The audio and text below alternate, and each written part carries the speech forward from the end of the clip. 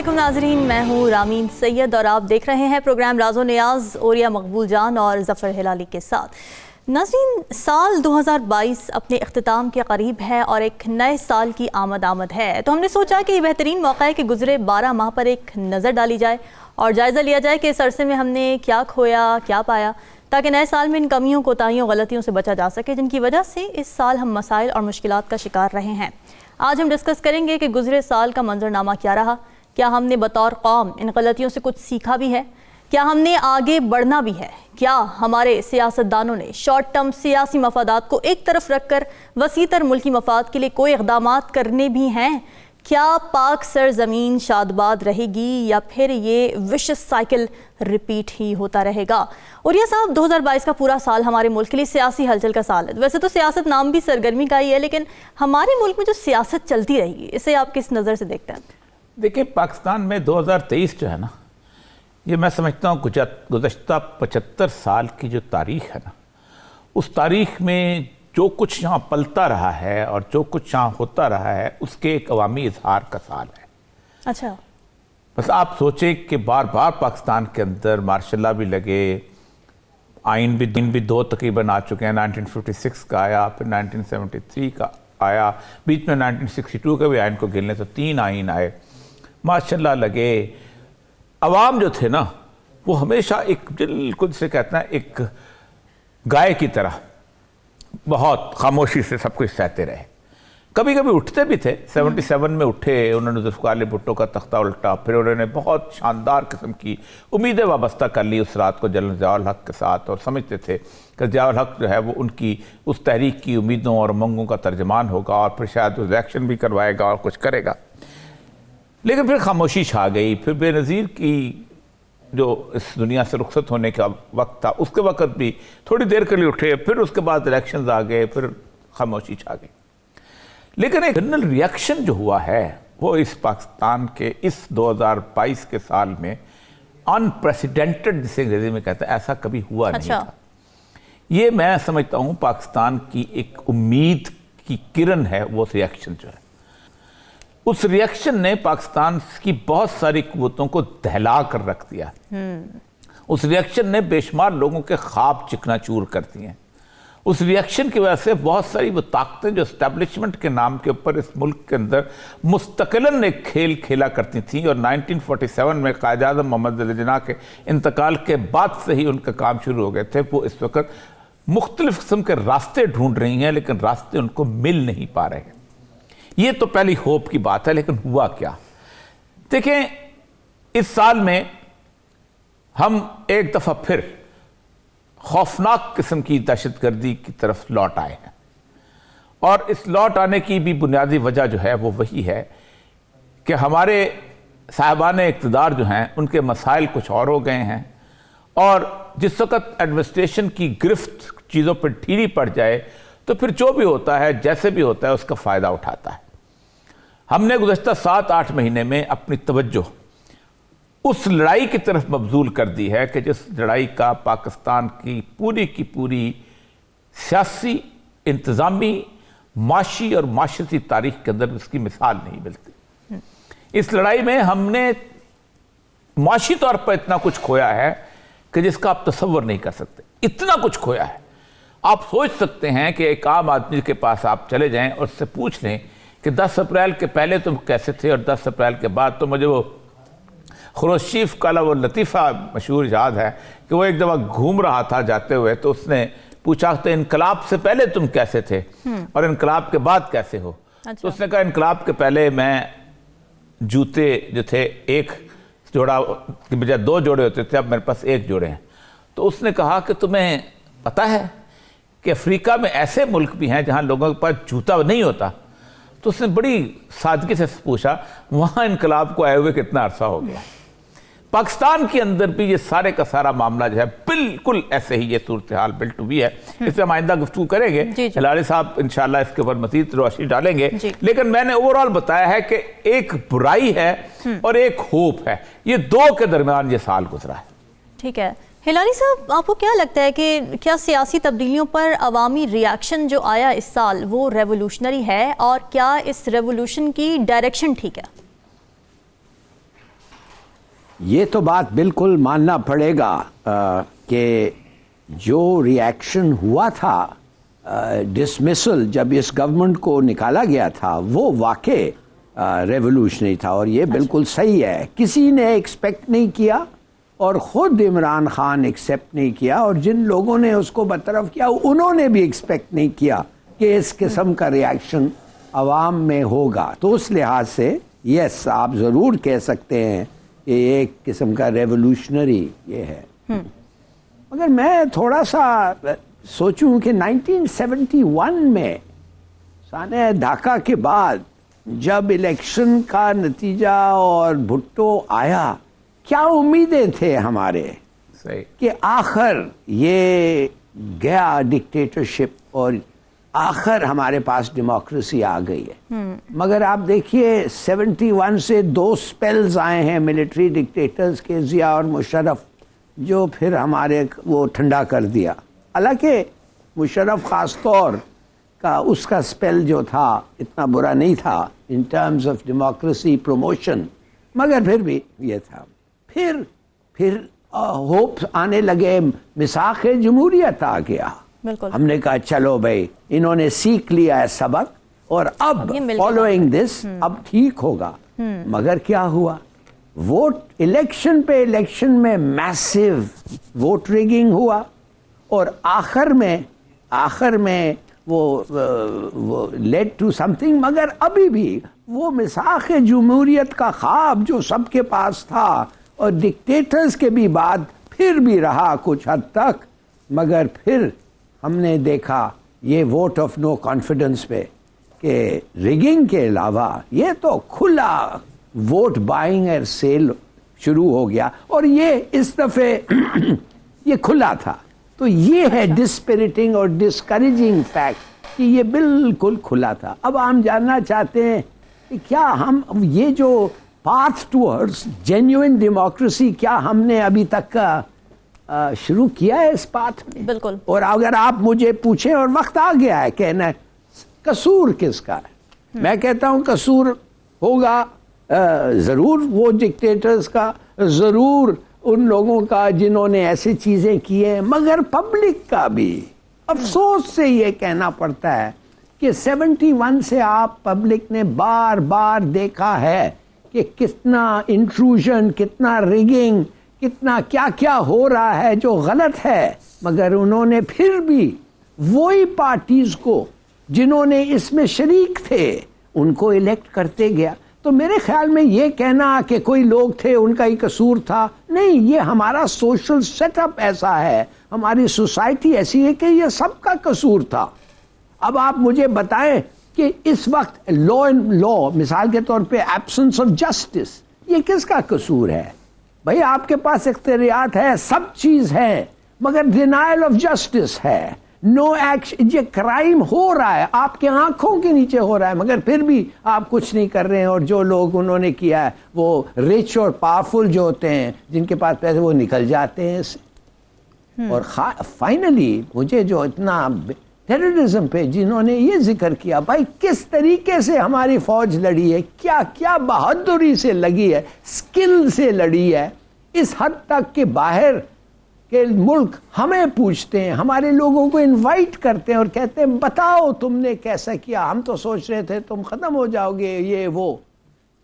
Out of the بلو پتہ چلتا ہے کہ ایک سال میں 111 انسیڈنٹس آف ٹیررزم ہو گئے، اور پھر وہی بات اب شروع ہو رہی ہے. سنا ہے کور کمانڈرز کی میٹنگ پہ مین فیصلہ یہ تھا کہ اس ٹیررزم کو ختم کرنا ہے، کہ اس کے معنی بعد پھر وہ نقل مکانی ہونی ہے وزیرستان میں، پھر یہ سب چیز شروع ہو رہا ہے.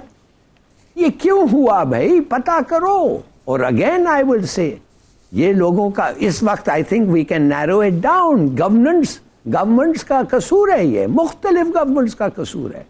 تو دیکھیے کیا سیکھا ہے ہم نے. افسوس سے کہنا پڑتا ہے کہ بہت کم. مگر لیٹس ہوپ، امید ہے یہ ریولوشنری سٹیپ جو ایک ہوا ہے، جو بڑی اچھی طریقے سے انہوں نے ریفر کیا ہے اور یا صاحب نے، کاش کہ یہ ایسا ہی چلتے رہے اور پبلک اس وقت خود نکلے، خود کہیں کہ ہمیں الیکشن چاہیے، خود کہیں کہ یہ ٹیکنیکل گورنمنٹ اور یہ اور وہ نہیں چلے گا. سیدھی ایک ہی ڈیمانڈ ہے, فری اینڈ فیئر الیکشن, بس. ٹھیک ہے. اور یہ صاحب ہلالی صاحب نے اپنی بات میں ایک یہ جملہ کہا ہے کہ عوام کا بھی قصور ہے کہ وہ انہی لوگوں کو کیوں الیکٹ کر لیتے ہیں. اچھا, عوام یہ کہتی ہے کہ جی ہمارے پاس آپشنز نہیں ہیں تو لیسر آف دی ایول کو ہم ووٹ دے دیتے ہیں. تو آپ کو لگتا ہے کہ اب جو الیکشنز آنے والے ہیں اس میں ایسا لیڈر کوئی ہے جو کہ لیسر آف دی ایول کی کیٹیگری میں نہیں آتا لیکن صحیح ہے اور عوام اس کو چوز کریں؟ میں عوام کو بالکل قصوروار نہیں ٹھہراتا ہوں. اچھا, 4 دفعہ عوام نے فیصلہ کیا اور شاندار فیصلہ کیا. 1946 انگریز کے بنائے ہوئے کانسٹیچوئنسیز کے اندر اگر وہ لوگ مسلم لیگ میں شامل نہ ہوتے, اس وقت سکندر جناب پیکٹ نہ ہوتا, تو آپ سوچ سکتی ہیں کہ قائد اعظم جس لیول کی پاپولیرٹی تھی اس کا کچھ تصور کر سکتا تھا. تمام مسلم سیٹیں جو تھیں وہ مسلم لیگ جیت گئی تھی اور کوئی ایسا نہیں تھا کہ جس نے تصور کرے کہ یہ لوگ کیسے جیت گئے. محمد حسین چٹھا صاحب یہاں تھے, ایک دفعہ تقریر کرتے ہوئے کہہ رہے تھے کہ ہمارے پاس ایسے لوگ تھے جن کے پاس رکشے کا کرایہ نہیں ہوتا تھا, آٹو رکشے کا, ٹانگے پہ پیسے نہیں, سواری کی ٹانگے میں آتے تھے. ہم نے ان کو پارلیمانی سیکٹری لگا کے ان کو کچھ پیسے دیے تھے تاکہ ان کا خرچہ ہو سکے. اس طرح کے لوگ مسلم لیگ میں جیتے تھے. اگرچہ کہ کچھ ان کے بڑے بڑے بھی جیتے تھے لیکن وہ بڑے بڑے بھی قربانیاں دے کے آئے تھے. لیاقت علی خان اپنا سب کچھ چھوڑ چھاڑ کے یہاں آ گیا تھا کرنال کی ریاست کا ایک دفعہ. دوسری دفعہ فاطمہ جناح کے زمانے میں جب ایوب خان کی موومنٹ ہوئی تھی, ایوب خان تقریباً اپنی بیسک ڈیموکریسی کے سسٹم کے باوجود بھی ہار چکا تھا. تقریباً مشرقی پاکستان میں مکمل طور پہ ہار گیا تھا ایوب خان. جی, یہاں پر گورنر امیر محمد خان نے تمام ان بی ڈی ممبران کو گورنر ہاؤس میں بلایا تھا, وہ جتنے تھے 47,000 کے, اور ان کو جو اس نے سنائی تھیں اور اس نے کہا تھا میں تمہیں دیکھ لوں گا. تو یہاں کے لوگ جو تھے وہ جسے کہتے ہیں پنجاب کے لوگ اور کے پی کے, وہ رہ گئے تھے, لیکن پھر بھی کراچی کے اندر فاطمہ جناح جیت گئی تھی. فیصلہ انہوں نے دیا تھا. ایوب خان جو تھا اس کی ایوان لرز گیا تھا. تیسری دفعہ 70 کا جب الیکشن ہوا ہے تو اسٹیبلشمنٹ جو تھی اس وقت سمجھ رہی تھی کہ ہم اس کو مینج کر لیں گے, ہم اس کو منور کر لیں گے, ہم کیا بات ہے, یہ بڑے بڑے لوگ ہیں, ممتاز دولتانہ جیسے لوگ ہیں, اور اس کے بعد جناب کیا نام ہے نور الامین جیسے لوگ ہیں, مولوی فرید جیسے لوگ ہیں, جماعت اسلامی کا شوکت اسلام کا جلوس کتنا بڑا نکل چکا ہوا ہے, یہ سارے اکٹھے بھی ہو چکے ہوئے ہیں, اور پی ڈی پی پی ہوتی تھی جس کے رسول اللہ. لیکن آپ سوچ سکتے ہیں کہ عوام نے کیا فیصلہ دیا تھا. 163 سیٹیں تھیں وہاں پر. اچھا, ایسٹ پاکستان میں. اچھا, 161 مجیب الرحمان کے وہ لوگ جن کو کوئی جانتا نہیں تھا وہ جیتا تھا. ذوالفقار علی بھٹو, صرف 2 پرانے سیاستدان الیکشن جیت سکے تھے, صرف 2, ایک ممتاز دولتانہ اور ایک چودھری ظہور لائی, بس. باقی سندھ پنجاب میں تو سویپ کر گیا تھا وہ. بالکل ٹھیک. آپ اندازہ کریں کہ خان آف کلات سے بڑا نام نہیں ہے بلوچستان میں. عبدالحی بلوچ میڈیکل کالج کا سٹوڈنٹ تھا, اس نے اس کو شکست دے دی.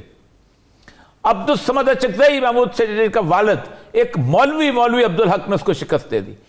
تو عوام نے فیصلہ کیا تھا, لیکن اس دن پاکستان کی اسٹیبلشمنٹ نے یہ فیصلہ کیا تھا کہ اب آئندہ جو ہے ہم کسی نہ کسی طور پر عوام کو براہ راست فیصلہ کرنے نہیں دیں گے, ہم ان کو رگ کریں گے, ہم اس کو ٹیمپر کریں گے, ہم لوگوں کو لے کے آئیں گے.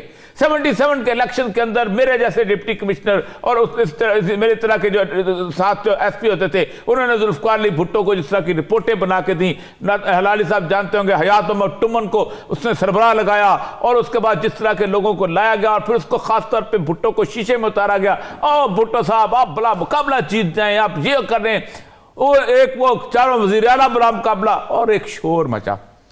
پھر اس کے بعد مجھے بتائیے کیا ہوا. میں یہ کہہ رہا ہوں کہ یہ 10 اپریل بہت پر امید دن ہے. اس کے بعد آپ نے کہا GI بناؤ, بے نظیر کے اس کو ٹیمپر کرو, چھوٹا کرو اس کے مینڈیٹ کو. بنایا, پھر بھی 66 سیٹیں جو تھی وہ 81 پہ بیٹھی ہوئی تھی. پھر اس کو کہا نہیں بیٹھو, تم مانو گے صاحبزادہ یعقوب علی خان کو تم بناؤ گے وزیر خارجہ, ہماری پالیسی کا تسلسل رکھو گے تب تم آؤ گے. پھر اس کے بعد نواز شریف کو بلٹ اپ کیا گیا, اس کو گورنمنٹ کالج کے کنٹین سے اٹھا کے اس کو جیلانی جو ہے اس نے وزیر اعلیٰ بنوایا, اور تاکہ بی بی کو ٹیمپر کیا جائے یہاں پر. پھر چلتے گیمیں چلتی گئی, کبھی کچھ. آج بھی گیمیں چل رہی ہیں.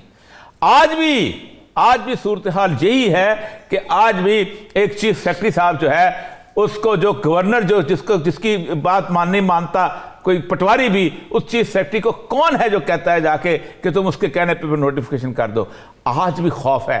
آپ سوچیں کہ پی ٹی آئی نے جو بندے کینڈیڈیٹ وہاں کھڑے کیے تھے, کوئی جانتا نہیں تھا ان کو, بالکل, کیونکہ ان کے اپنے کینڈیڈیٹ تو ختم ہو گئے تھے. نئے لڑکے بالکل دیکھیں جا کے جو خانے وال میں جیتے ہیں, جو بکر میں جیتے ہیں, پھر عمران خان خود سٹ. تو ایک بات ہلال صاحب, ایک بات بڑی صحیح ہے, آپ بھی کہتے ہیں یہ بہت بڑا ہوپ, دعا یہ کرے کہ یہ ٹرموائل کے اندر یہ جو ہوپ کی کرن برآمد ہوئی ہے یہ قائم رہے, اور تاکہ لوگ جیسے ہلال صاحب نے کہا کھڑے ہو جائیں کہ نہیں اب ہمیں انٹرم کو نہیں چاہیے. اب یہ شبر زیادی جیسے جو شوشے آپ چھوڑ رہے ہیں, اور جو آپ اس قوم کو دوبارہ ایک ٹرک کی بتی کے پیچھے لگانا چاہتے ہیں کہ ہم تمہیں معاشی طور پہ بہتر کر دیں گے. پاکستان میں کسی انٹرم گورنمنٹ نے پاکستان کو معاشی طور پہ بہتر نہیں کیا, اور سنایا جا رہا ہے کہ امریکہ میں کوئی ایک شخص اس کی شیروانی بھی تیار کر لی گئی. اچھا ہلالی صاحب, آپ کچھ کہنا چاہ رہے ہیں؟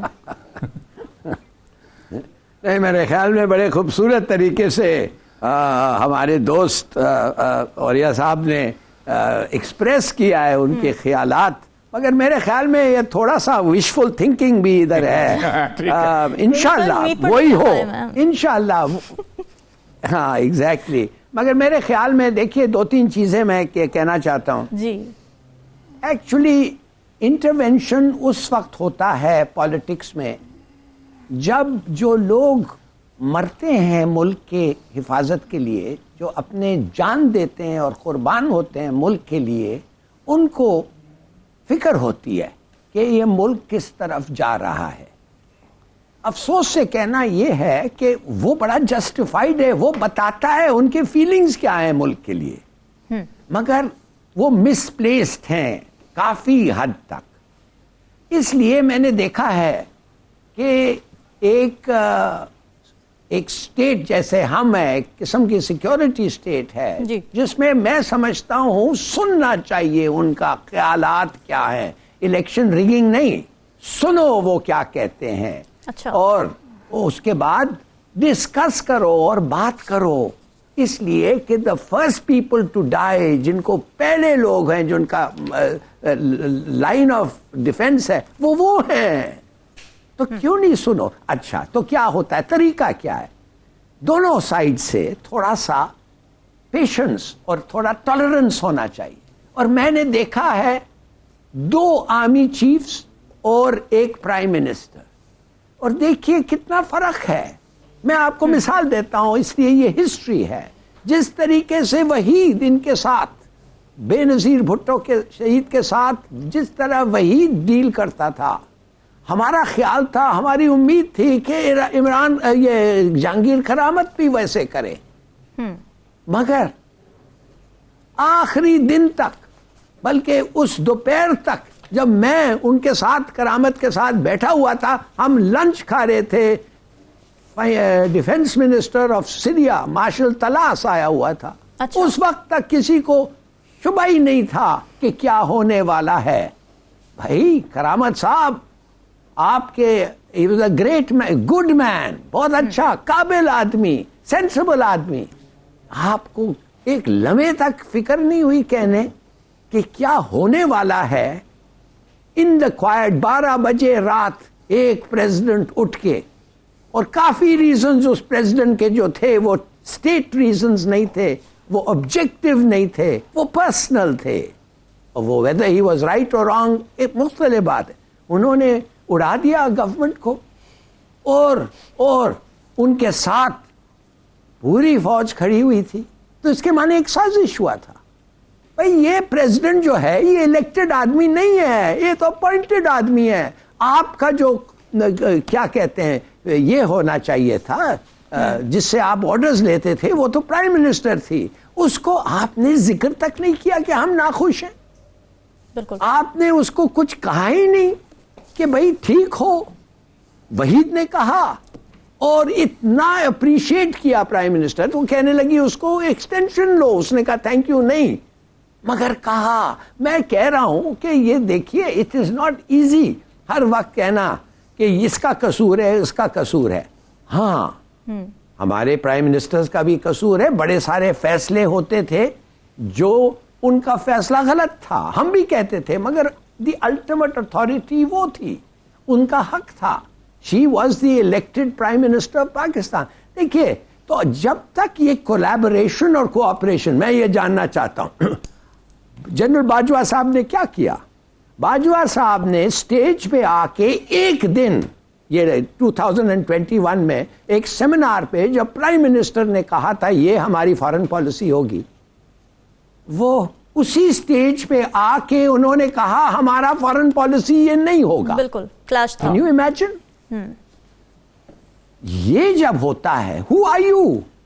آپ ایک اپوائنٹڈ لیڈر ہیں, ہاں آپ کے فکر مند ہیں, good, talk to the prime minister اور بات کرو اس سے, کہو کہ سر مہربانی سے سنیے میری بات, ہمارا سوچ یہ, ہمارا خیال یہ, اور کیوں ہے.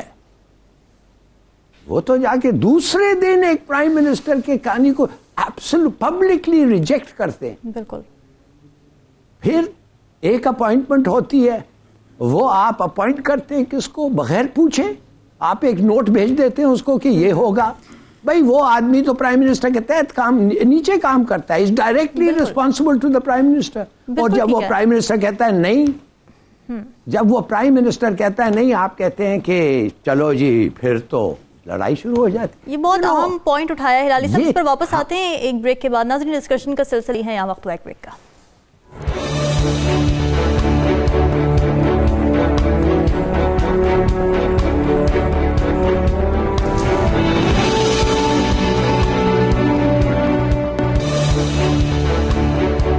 Welcome back. ناظرین یہ سال معاشی ابتری کا بھی سال رہا ہے. 9 ماہ سے حکومت آئی ایم ایف کے پیچھے لگی ہوئی ہے, لیکن آئی ایم ایف حکومت پر بھروسہ کرنے اور شرائط نرم کرنے پر تیار نہیں ہے. ملک کے ڈیفالٹ ہونے کی تلوار بھی سر پر لٹک رہی ہے, لیکن حکمران مسلسل دلاسے دے رہے ہیں کہ ایسا نہیں ہوگا, لیکن کیسے نہیں ہوگا یہ کوئی نہیں بتاتا. اور یہ صاحب کیا آنے والے سال میں ہم معیشت کے حوالے سے کوئی اچھی امید رکھیں؟ نہیں, بالکل نہیں. اس کی ایک بنیادی وجہ یہ ہے کہ یہ معیشت ایک دن میں خراب نہیں ہوئی, اس کو بڑی محنت سے خراب کیا گیا ہے. اچھا. اور اس میں ہر کسی کا حصہ ہے. اس میں بدقسمتی سے کہنا پڑتا ہے کہ اس کو سب سے کم ڈکٹیٹروں نے خراب کیا.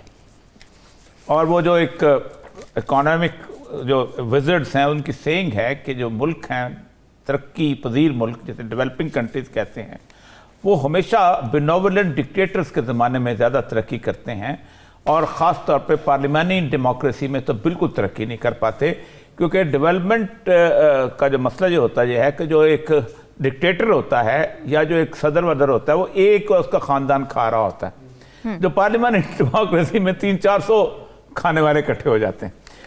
تو اصل مسئلہ یہ ہوا ہے کہ پاکستان جو ہے اس کی ڈاؤن سلائیڈ آئی ہے 1977 کے بعد.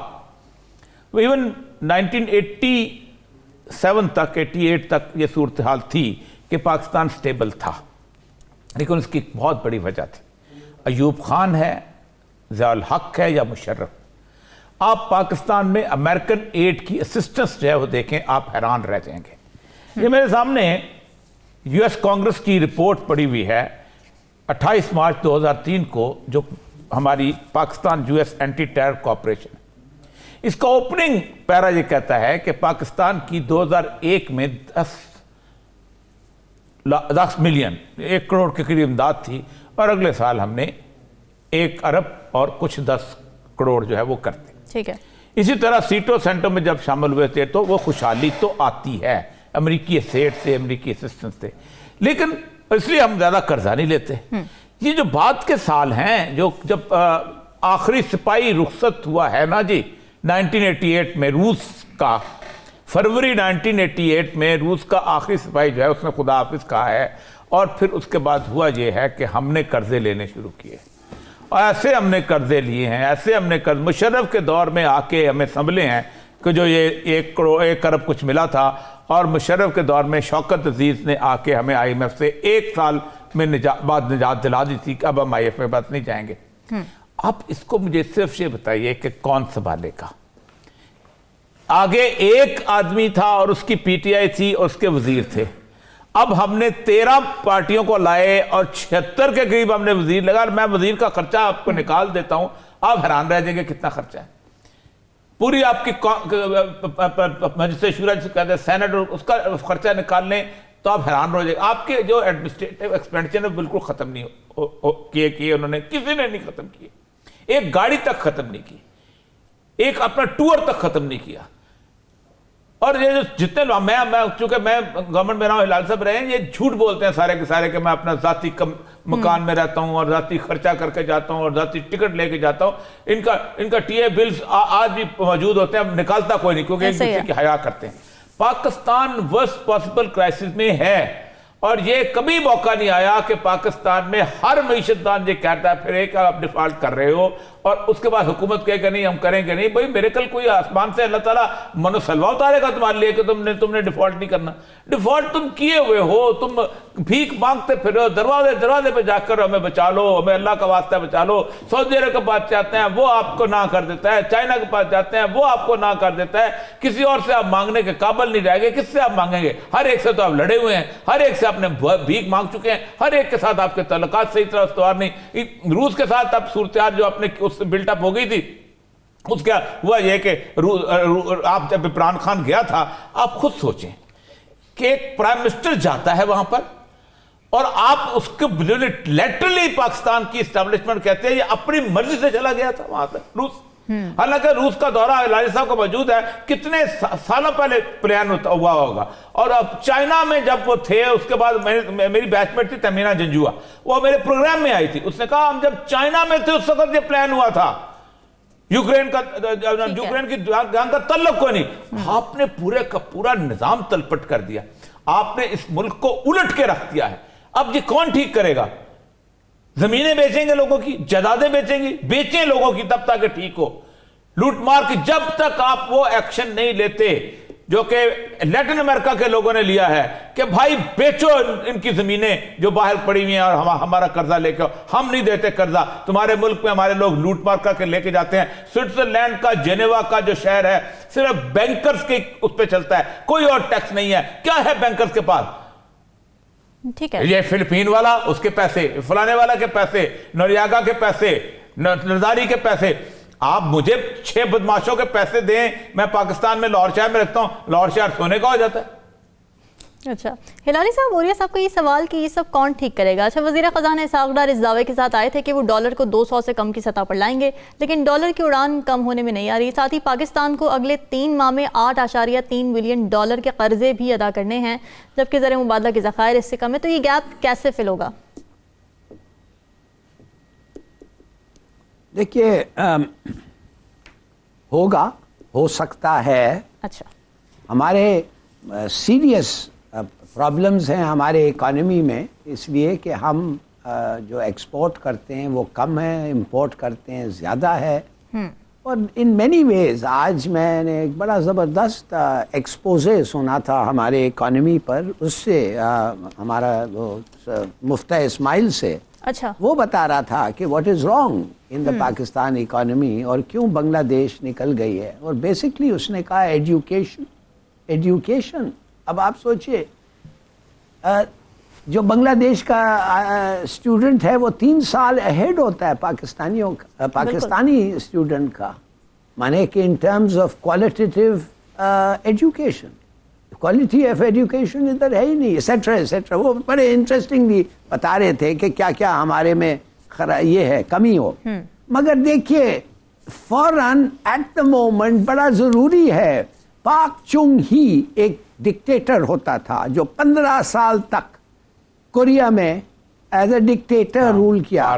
وہ آدمی کوریا جو ہمارے سے سیکھنے آیا تھا, 5 year plans بنانے ہمارے سے سیکھنے آیا تھا, کوریا کو اس نے 10-15 سال کے حکومت میں he made it into a middle level country, developing country سے نکل کے middle level, اور اب تو it is among the industrialized states of the world. کہنے کی بات یہ ہے, ہو سکتا ہے, بالکل ہو سکتا ہے, اگر آپ ڈکٹیٹرشپ ہے آسانی سے ہو سکتا ہے. مگر اگر آپ کا ڈکٹیٹرشپ نہیں ہے، جیسے یہ چائنیز نے کہا، بڑے آسانی سے کرتے ہیں نا، یہ تو کہتے ہیں یہ کہتے ہیں مت کھاؤ، اتنا نہیں کھاتے ہیں، یہ کہتے ہیں ایک بچہ کافی ہے، ایک بچہ کافی ہے. اگر آپ دوسرا بچہ پیدا کریں گے تو you will be taxed to death, اور آپ کو سینٹنس ہوگا، آپ کو پریزن جانا ہوگا، جو ہم کبھی کرنے کے لیے تیار نہیں ہے، نہ ہمارے ڈکٹیٹرز، نہ ہماری ڈیموکریٹک گورنمنٹ. تو یہ طریقہ سے تھوڑا سا آستے وقت لگتا ہے، مگر why not take good decisions. ہم بھی فیصلہ اچھا لے سکتے ہیں، مگر کہنے کی بات یہ ہے تو وقت دینا چاہیے. You have to give them. ادھر تو آپ سوچئے تو صحیح کس قسم کا اپوزیشن. میں آپ کو کہتا ہوں بڑی سیدھی سی بات ہے، ہمارا کون سا سسٹم ہے؟ ویسٹ منسٹر سسٹم، جی، فرینڈلی اپوزیشن، لوئل اپوزیشن کا سسٹم ہے. ادھر اپوزیشن جو ہے وہ تو غدار غدار غدار، ہر روز ہم سنتے ہیں کہ وہ غدار ہیں، اور گورنمنٹ کہتی ہے وہ غدار ہیں، اور they go out of their way to try and prove it. تو کہنے کی بات صرف ہے جب سسٹم ہی غلط ہے آپ کا تو آپ کیا کریں گے؟ ایجوکیشن انفیریئر، آپ کا 5 سال آپ کم زندہ رہتے ہیں بنگلہ دیشیوں سے آج. کیوں؟ اس لیے کہ آپ کا ایجوکیشن سسٹم کم ہے. Health suffers as a result. 20 million تو کم ہے. when they were آپ ان سے کم تھے، آپ ان سے زیادہ 20 ملین زیادہ ہو گئے. کوئی فیملی پلاننگ، کوئی کنٹرول نہیں ہے. اگر آپ اس قسم کے، اور یہ نہیں ہے کہ آپ کو پتہ نہیں ہے، سب کو پتہ ہے کیا سٹیپس لینے ہوں گے. nobody is prepared to do it. وہ کہتے ہیں پاپولیرٹی ہمیں کم ہو جائے گی. اس گورنمنٹ میں بھائی کم ہو جائے گی. انٹرسٹ ریٹ مثال کے طور پہ اگر آپ سوچئے تو صحیح ایک منٹ کے لیے، اگر بڑھ رہا ہے ڈالر کا قیمت تو بڑھنے دیں. کیوں بڑھنے دیں؟ امپورٹس کم ہوں گے. ڈونٹ یو وانٹ، آپ امپورٹس اپنے کم نہیں کرنا چاہتے ہیں؟ یہ اس سے بہتر طریقہ کیا ہوتا ہے؟ نیچرل ریٹ کو جانے دیں اوپر، امپورٹس خود سے کم ہوں گے. نہیں، اس پہ آپ ڈالر پھینکتے ہیں، کم کر، اس پہ ڈالر ڈالتے ہیں مارکیٹ میں، ویلیوبل ڈالرز پھینکتے ہیں کہ کم ریٹ ہو، اور پھر کہتے ہیں کہ امپورٹ بھی نہیں کرو. بالکل ٹھیک ہے ہلالی صاحب. مسئلہ یہ ہے کہ مسائل حل کرنے سے پہلے ضروری ہے کہ مسئلہ نشاندہی کی جائے کہ اصل مسئلہ ہے کہ. ناظرین ڈسکشن جاری ہے، یہاں وقت ہوا ایک بریک کا. اسٹے ود اس.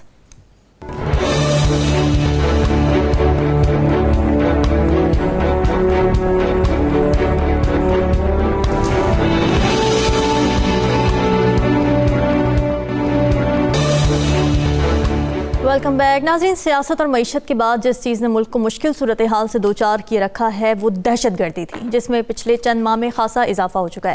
ایک خبر یہ ہے کہ افغانستان میں گزشتہ برس افغان طالبان کی حکومت آنے کے بعد سے دہشت گردی کے واقعات میں 51% اضافہ ہو چکا ہے. تو ظفر ہلالی صاحب، دہشت گردی کے واقعات پر قابو نہ پانے کی وجوہات کیا ہیں، اور کیا وجہ ہے کہ آج بھی پاکستان دہشت گردوں کے لیے ایک آسان ٹارگٹ ہے؟ دیکھیے، آپ کو میں کیا کہہ سکتا ہوں جب میں آپ کو کہتا ہوں کہ $500 ملین کا ایک فینس بننا تھا، جس میں اب تک میرے خیال میں $350 ملین خرچ ہو گیا ہے. اب وہ فینس کھلا، تحریک طالبان پاکستان اور TTP دونوں جا کے اکھاڑ رہے ہیں. ہمارا کیا ری ایکشن ہو رہا ہے؟ ہم کیوں نہیں کرتے کچھ؟ یا کر نہیں سکتے؟ اگر نہیں کر سکتے تو لگایا کیوں؟ یا کرنا نہیں، اگر نہیں، وہی کر تو نہیں رہے ہیں تو ہم نہیں کر سکتے نا. کرنا چاہتے نہیں ہیں، ضرور چاہتے ہیں، ہماری ایبلٹی نہیں ہے، ایک کیپبلٹی نہیں ہے، نہیں کرنا چاہتے، نہیں کر رہے ہیں. آپ 111 انسیڈنٹس ہو گئے ہیں. دیکھیے، رحیم، میں سمجھ نہیں آ رہی ہے مجھے کہ ان کا خیال اور سوچ ود ریگارڈ ٹو افغانستان کیا ہے. ہم اپنے آپ کو کنونس کر رہے ہیں کہ یہ ہمارے بھائی ہیں. اب پتہ ہے افغانستان ایک، آپ دیکھیں، آپ کو آیا ہوگا ایک ویڈیو جس میں ایک افغان طالبان کمانڈر کہہ رہا ہے خدا جا کے دیکھیں ان لوگوں کو کون فتح کرنا چاہتا ہے، ان کے قرضے اتنے ہیں کہ ہم دے ہی نہیں سکیں گے اگر ان کا زمین ہمارے ہاتھ میں آ جائے. یہ کہہ رہے ہیں کہ ہم نے ڈیورینڈ لائن ایکسیپٹ نہیں کیا. میں آپ کو بتانا چاہتا ہوں کہ عبد الرحمان نے کہا تھا برٹش کو کہ ہمیں ایک بارڈر دو، اور انہوں نے کہا یہ لو تمہارا یہ بارڈر. ان برٹش نہیں مانگ رہے تھے, وہ کہہ رہا تھا ان کو بارڈر دو. آن دیٹ بیسس ٹھیک ہے 100 سال کے لیے دیا تھا, ٹھیک ہے 100 سال کے بعد وہ ایکسپائر ہو گیا, مگر اب تو وہ اوپنلی طالبان, تحریک طالبان کلیم کرتے ہیں کہ ٹک تک ہمارا باؤنڈری ہے, اور یہ کہتے ہیں نہیں ہم بھائی بھائی ہیں, ہم کچھ نہیں کریں گے. ٹھیک ہے ہلالی صاحب, قطع کلامی کی بات ہمارے پاس اس وقت ٹائم تھوڑا شارٹ رہ گیا ہے. اوریہ صاحب آپ جلدی سے رسپونڈ کر دیجئے. دیکھیں پہلی بات تو یہ ہے کہ ٹی ٹی پی نے کلیم نہیں کیا, بارڈر کلیم کیا تھا ولی خان نے کہ اٹک تک ہم ہیں, اور غفار خان کرتا چلا آیا تھا, اور بہت بڑی موومنٹ چلی تھی ان کی, اور اس کے اوپر جو اس نے جمعہ خان صوفی نے لکھا ہے کس طرح انڈین سپورٹ ان کو حاصل تھی, وہ کرتے چلے آئے. ٹی ٹی پی کا مسئلہ نہیں ہے, مسئلہ سارا یہ ہے کہ ہم نے ہمیشہ رانگ پالیسیز شروع کی. یہ جو بارڈر تھا نا ڈورین لائن, یہ انگریز نے اسٹریٹجیکلی بنایا تھا, کیونکہ بدترین شکست کھائی تھی انگریز نے, سورج غروب نہیں ہوتا تھا اس کا, اور جو کابل ڈیفیٹ تھی اس میں ہو جاتا تھا کہ ایک سپاہی باقی بچا تھا. انگریز کی کسی جگہ بارڈر نہیں ہے اس طرح کا, پکے بارڈر پکے لگائے گئے تھے وہاں پر, اور میں تو چمن میں وہ بارڈر کے پورا علاقہ دیکھا ہے کہ جہاں انہوں نے بگائے تھے. برما میں کوئی بارڈر تھا انگریز کا, نہ چائنا کے ساتھ کوئی بارڈر تھا انگریز کا. کیوں لگایا گیا تھا؟ ہی وانٹڈ کہ پاکستان کے مسلمانوں کا اور یہاں کے برصغیر کے مسلمانوں کا وہاں کے مسلمانوں سے تعلق نہ رہے. کیوں؟ ٹھیک ہے, اس لیے نہ رہے کہ جس وقت ہندوتوا کی موومنٹ چلی تھی نا, جس وقت سدیشورا بالاجی باجی راؤ نے موومنٹ چلائی تھی 1761 میں, تو شاہ ولی اللہ نے خط لکھا تھا. کس کو لکھا تھا؟ احمد شاہ ابدالی کو. 41,000 لوگ لے کے آیا تھا, اس نے تباہ برباد کر کے رکھ دیا تھا پورے کا پورا, اور اس کے بعد ہندو اٹھ نہیں سکا تھا, اور مسلمان جو ہے اس کے بعد کم از کم 150 سال تک وہاں پر پاکستان رہے تھے. یہ خواب تھا گورے کا کہ یہاں پر بارڈر لگائی جائے, جس خواب کو انہوں نے پورا کرنے کی کوشش کی. فینس آپ میں 10,000 دفعہ سمجھایا, ان کو بھی پتہ ہے کہ نہیں لگ سکتی, وہ بارڈر ہے ہی نہیں اس قسم کا. 450 کلومیٹر تو سینڈ ہے بالکل, اس کے اندر آپ کا 2000 فٹ اونچی بارڈ لگائیں گے. مسئلہ ہے آپ کی پالیسی اس قسم کی نہیں ہے. بالکل آپ یہ میں آج اٹھا کے میرے پاس پڑی ہوئی رپورٹ جو میں بھی اس کے ریفرنس دے رہا تھا, آپ سوچ سکتے ہیں کہ آپ نے گزشتہ کتنے 1979 آنورڈ 1979 آنورڈ آپ جو ہے آپ ایک ناراضگی کی صورتحال میں رہے. ان کی گورنمنٹ آتی ہے, آپ اس کے, وہ رشیا کے ساتھ ہوتی ہے, آپ اس کے خلاف ہوتے ہیں, وہ امریکہ کے ساتھ ہوتی ہے, آپ اس کا, وہ ہمارے خلاف ہوتے ہیں, ہم اس کے خلاف. ابھی یہ جو آخری آپ کا ہو گیا تھا, اس دن بھی میں نے کہا ہے کہ 56,000 جو طالبان تھے ان کو ری ایلوکیٹ کیا جا رہا تھا. یہ ڈریم چینج نے بدلا کیوں ہے اس کو؟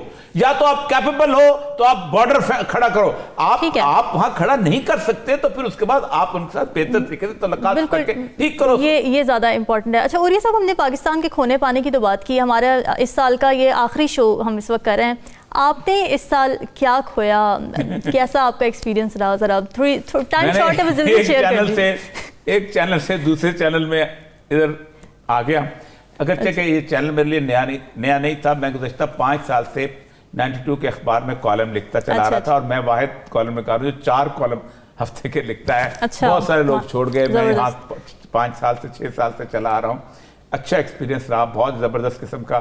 اور دوسری بات یہ ہے کہ ہلالی صاحب کا ساتھ ملا, ایک ونڈرفل پرسن, اتنے اچھے آدمی.